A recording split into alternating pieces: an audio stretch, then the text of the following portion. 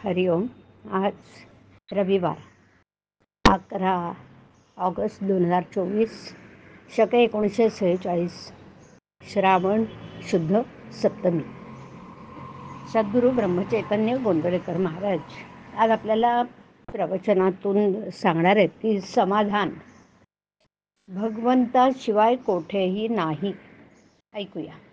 खरोखर जे आपल्या बुद्धीला पटतं, अनुभवाला येतं, ते सत्य आहे असं धरून चालायला हरकत नाही.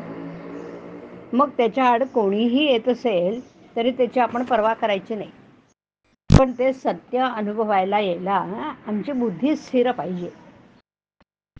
हल्ली जगात बुद्धिभेद फार झालाय आणि मग अशाही माणसाची बुद्धी स्थिर राहणं फार कठीण झालंय. अगदी अत्यंत सदाचाराने वागणाऱ्या माणसाची सुद्धा बुद्धी केव्हा फिरेल हे सांगता येणार नाही. केवळ शास्त्र सांगतं म्हणून अमुक एक सत्य असे धरून चाला असं मी म्हणत नाही. मी सांगतो तेच सत्य आहे असं तुम्ही म्हणा असंही मी म्हणत नाही. तुम्ही आपल्या स्वतःच्या विचाराने ठरवा. जीवनात तुम्हाला समाधान पाहिजे ना, ते समाधान भगवंताशिवाय दुसरं कुठेही आपल्याला मिळणार नाही हे अगदी निश्चयाने ठरवा. एकदा तुमचा निश्चय कायम झाल्यावर तुमच्या आड कोणीही येऊ शकणार नाही. निश्चय मात्र कायम पाहिजे.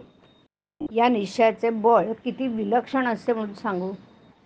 एका गावात एक 50-60च्या वयाचा बुद्धिमान पण कुत्सित वृत्तीचा माणूस राहत होता. वेडेवाकडे प्रश्न विचारून टवाळकी करण्यात त्याचा हातखंडा होता. एकदा एका साधूचं प्रवचन अगदी रंगात आलं असताना एकदम मध्येच उभं राहून तो म्हणाला, अहो बुवा, ती तुमची भक्ती बाजूला ठेवा. देशाला स्वातंत्र्य कधी मिळेल ते सांगा. त्यावर साधू शांतपणे बोलला, ते मी सांगतो, पण आता तुमचं उतार वय झालंय. काळ केव्हा झडप घालेल याचा नेम नाही.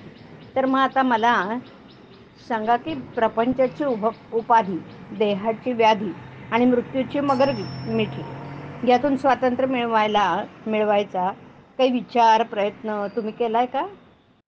हा मार्मिक प्रतिप्रश्न ऐकून टवाळखोर चूप बसला. पण त्याचं विचारचक्र चालू झाला. दुसऱ्या दिवशी तो त्या साधूला भेटून म्हणाला, आजपर्यंत मी स्वतःचा विचार केलाच नाही, पण आता मी काय करू ते मला सांगा.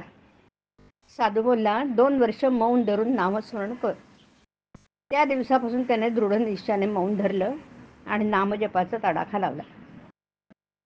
मौनाचा अवधी संपल्यावर साधूची पुन्हा गाठ पडली तेव्हा तो इसम डोळ्यात पाणी आणून म्हणाला, महाराज, मला सर्व मिळालं.